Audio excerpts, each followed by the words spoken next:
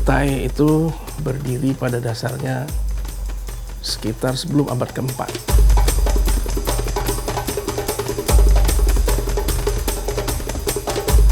Dianggap bahwa Mula Warman ini adalah raja terbesar yang seperti matahari.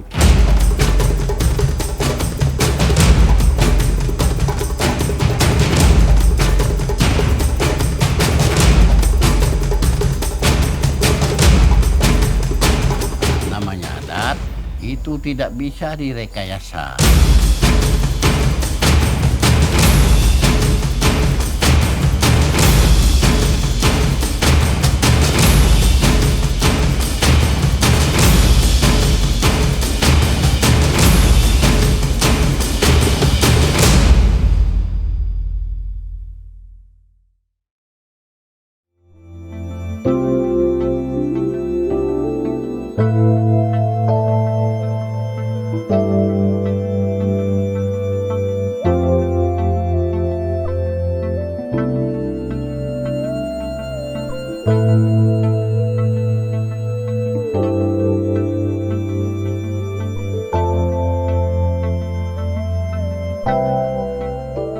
Menelusuri Kalimantan Timur adalah menapaki riwayat manusia. Bukan hanya puluhan, ratusan, tapi ribuan tahun silam. Tim penulis, fotografer, dan videografer Tempo Institute menyuguhkan perjalanan menelusuri jejak sejarah ini dalam ekspedisi Kudungga dengan dukungan Total Indonesia. Mulai dari masa prasejarah, lahirnya kerajaan, hingga kini di masa modern. Kami memulai dengan menapaki kemegahan gua-gua purba di Pegunungan Merabu di Wahal, Kalimantan Timur.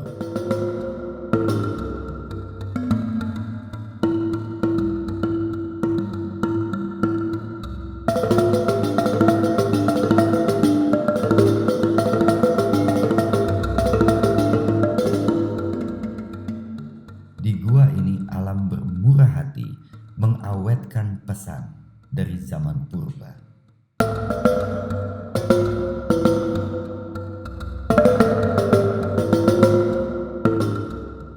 Sejak 9.000 tahun sebelum Masehi, manusia prasejarah meninggalkan jejak lukisan di labirin Gua Kapur di pelosok wilayah Kutai.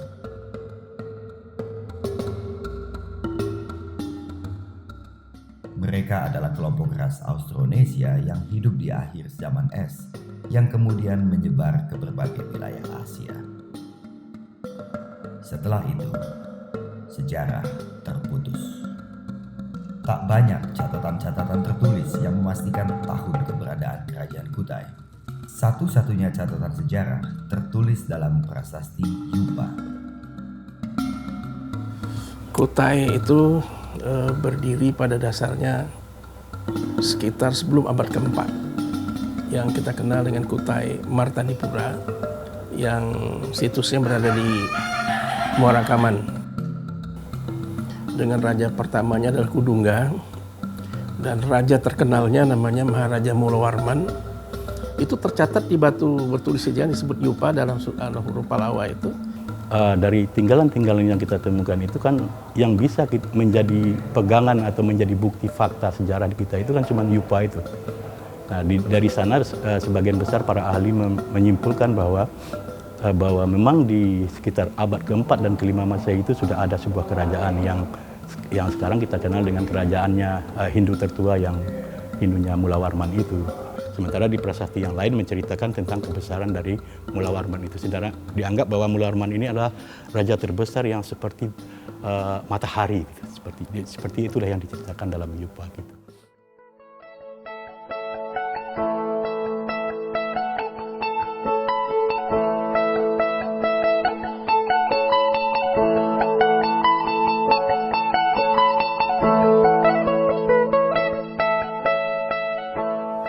Itu menurut cerita ya nenek moyang kami lah, menyatakan bahwa itu ditemukannya di Muara Kaman ini, di Gunung Benua Lawas. Gunung Benua Lawas, Gunung Berubus, ya artinya ya lingkup itulah. Di Gunung Gelombang, Tanjung Serai, kan luas. Muara Kaman yang di tempat situs itu luas, Bu. Ya mungkin kalau kita sebutkan barangkali 50-an hektar itu. ada. Yang kita lihat sekarang di Lesung Batu itu hanya sekitar 2 hektar.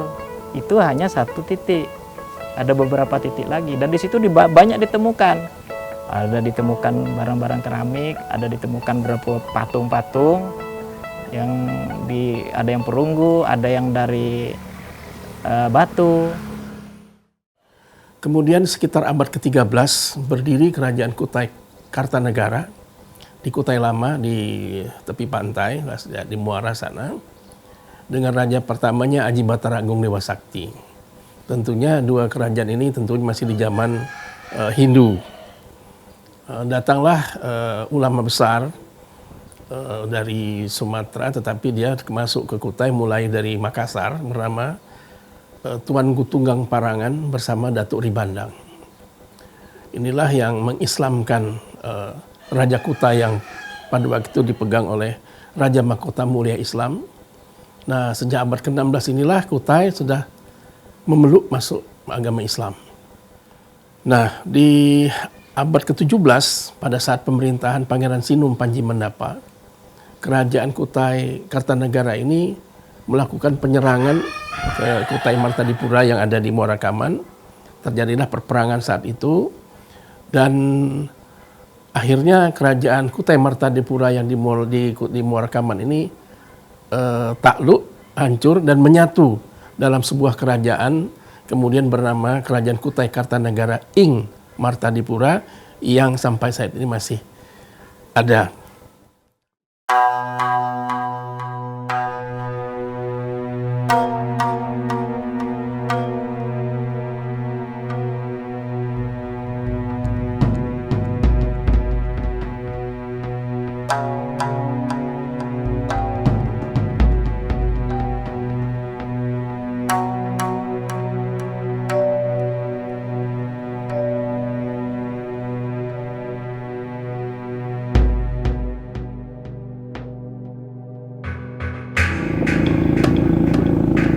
Waktu itu saya memang pergi bawa dulang juga sih, mendulang ke sana.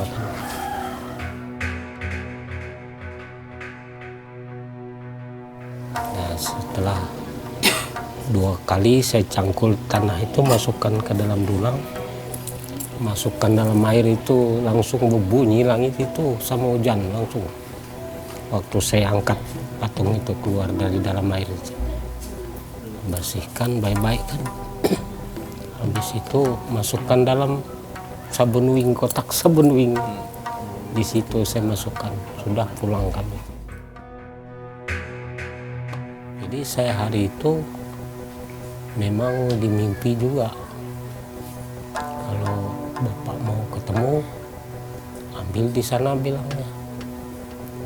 Jadi pas habis pulang sekolah, saya turun jam 2 itu. Turun ke sana pakai perahu, kami orang 4, anak-anak teman saya 3 orang. Kita mendulang yuk hari ini. Saya enggak kasih tahu mimpi itu. Memang enggak ada juga rencana segala mimpi apa itu, membetulkan mimpi itulah. Itu langsung 2 kali aja cangkul tanah itu. Kasih bersih dalam dulang dapat. Memang namanya juga Rantau Pangeran di situ. Rantau Pangeran tempat saya dapatnya itu tempat kerajaan dulu kan cerita. Nggak tahu saya kerajaan apa yang di situ dulu.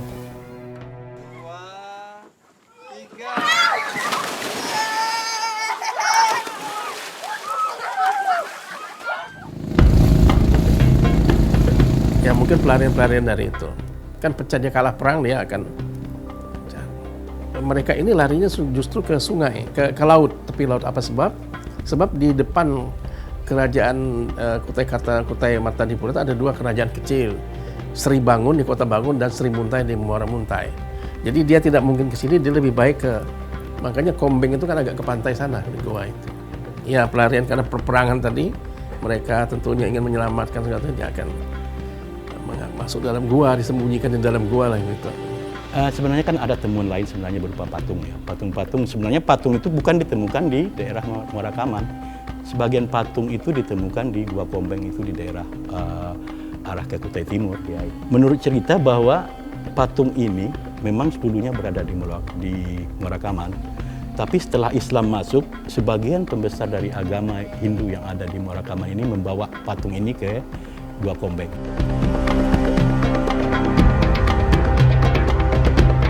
Menurut cerita kan hilangnya kerajaan Hindu tertua ini setelah dikalahkan oleh kerajaan Kutai Kartanegara. Di Kutai Kartanegara ini kalau ingin mencari bukti-bukti sejarah yang otentik keraton itu agak sulit karena pada waktu terjadinya perang di kota ini, Tenggarong menjadi lautan api waktu perang dengan Belanda, itu istana, masjid dan rumah penduduk itu jadi lautan api.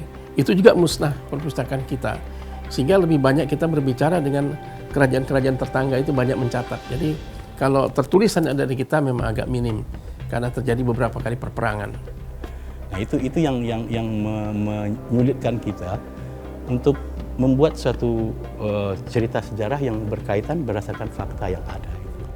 Tapi kalau yang tinggalan yang memang lengkap itu kan setelah di Tenggarong ini sebenarnya. Di situ ada keratonnya, di situ ada pemerintahannya, dan di situ banyak tinggalan-tinggalan yang berkaitan dengan kerajaan ini. Nah, kerajaan Kutai ini terus hidup sampai dengan berdirinya Republik Indonesia.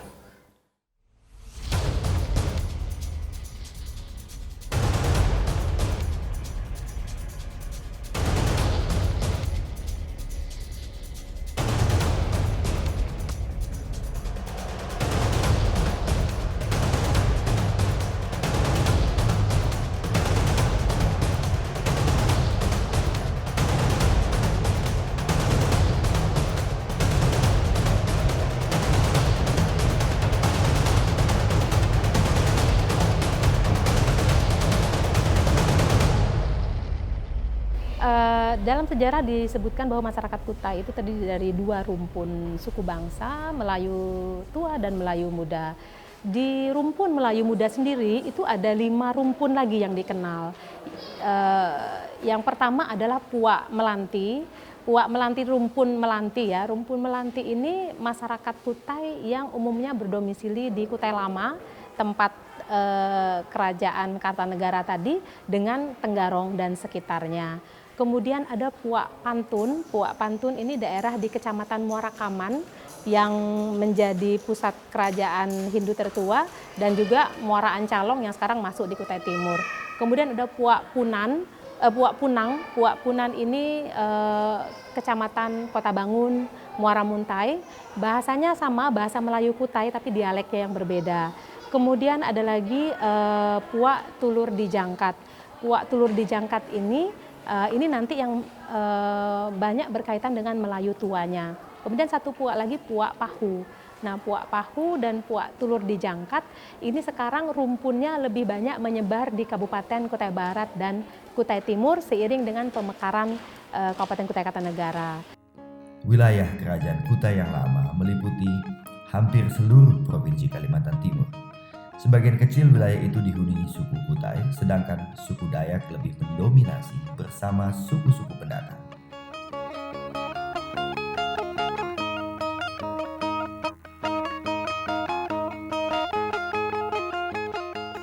Zaman dahulu kala, Kutai Lama ini mempunyai kerajaan tersendiri. Nah, kita orang Dayak mempunyai kerajaan tersendiri di Sendawar. Ada Dayak Benuak, ada Dayak Basap, ada Dayak Tunjung, Dayak Bentian. Banyak sekali masyarakat Dayak yang dikelompokkan di dalam Puak Tulur Dijangkat ini.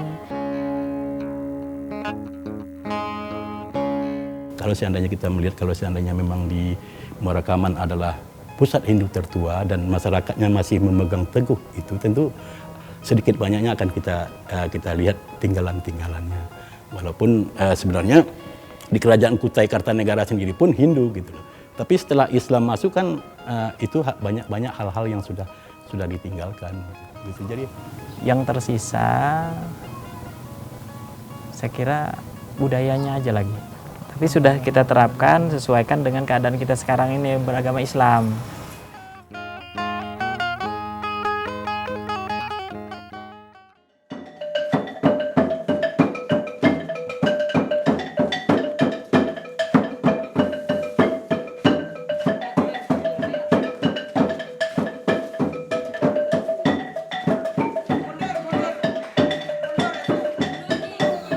Jadi namanya adat itu tidak bisa direkayasa.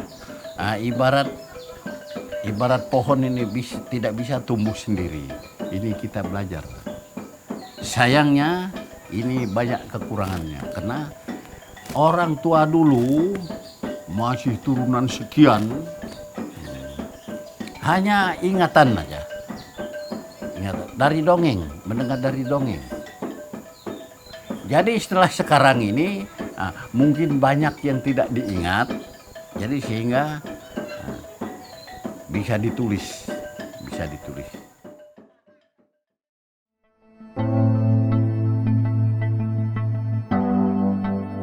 Di Kutai sejak Aji Batara Agung Dewa Sakti sampai dengan Sultan terakhir, ayahanda Sultan Haji Salihuddin II ini, yang terkenal adalah Sultan Haji Muhammad Sulaiman yang sekarang diabadikan menjadi nama bandara internasional di Balikpapan. Dalam masa inilah bahwa Kutai itu betul-betul mencapai puncaknya. Beliaulah yang mengembangkan perekonomian di Kutai ini, seperti mengadakan kerjasama dengan penguasa Belanda, seperti mengeksploitasi minyak dan gas bumi yang ada di Balikpapan dan sebagainya. Kemudian beliau juga yang memprakarsai, memberikan izin kepada penguasa Belanda saat itu tentang batu bara yang situsnya ada di Balikpapan, di Luak Hulu nantinya, sangat-sangat minyak. Dan bahkan di zaman sekarang, di zaman namanya globalisasi, para raja ini kan terkecuali Jogja Daerah Istimewa tidak lagi mempunyai kekuatan, tidak lagi keraton sebagai pusat pemerintahan dan politik, tetapi kita semata-mata sebagai pusat pengembangan pelestari budaya. Nah, di masa ini justru tantangan terbesar di era globalisasi, karena dengan kemajuan IT yang begitu luar biasa, kita ingin bagaimana menepis budaya asing tidak masuk ke negara kita. Keraton itu adalah salah satu benteng pertahanan terakhir budaya bangsa. Kalau kami di Kutai ini tidak mau melaksanakan erau lagi, maka budaya yang adiluhung itu akan hilang ditelan masa. Jadi tugas kami memang sangat berat, mengemban tugas untuk mempertahankan budaya. Di samping ekonomi keraton sendiri tidak menjamin untuk itu. Karena keraton-keraton di Indonesia ini ya tidak memiliki lagi sumber penghasilan seperti dia dulu menjadi sebuah negara. Sampai detik sini aja 3 kecamatan belum bisa ada jalan ke sana, sehingga bagaimana kita ingin mengembangkan perekonomian sebagainya, kita masih membenahi dengan uang yang banyak itu masih kurang karena luasnya wilayah itu.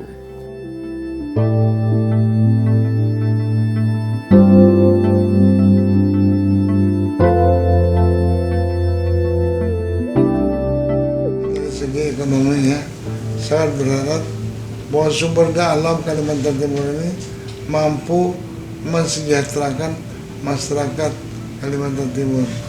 Saya sangat optimis bahwa Kutai ada dari dulu harus tampil sebagai daerah yang dikenal tidak saja kaya dengan kebudayaannya, tapi juga kaya dengan berbagai sumber daya alamnya.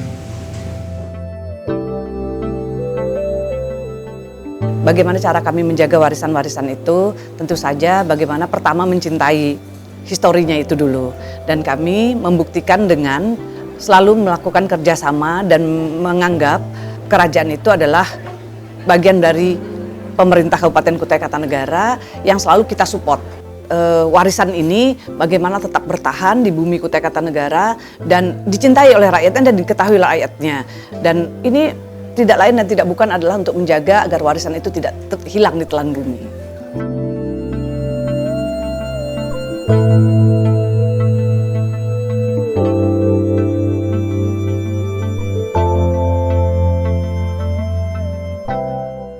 Kutai adalah bumi yang kaya, sumber daya alam dan kultural. Kutai juga saksi perjalanan sejak masa prasejarah, Kerajaan Kutai, Kesultanan Kutai Kartanegara hingga masa modern kini. Sebuah kekayaan yang wajib kita jaga, bukan hanya untuk Kalimantan, tetapi juga untuk Indonesia dan untuk dunia.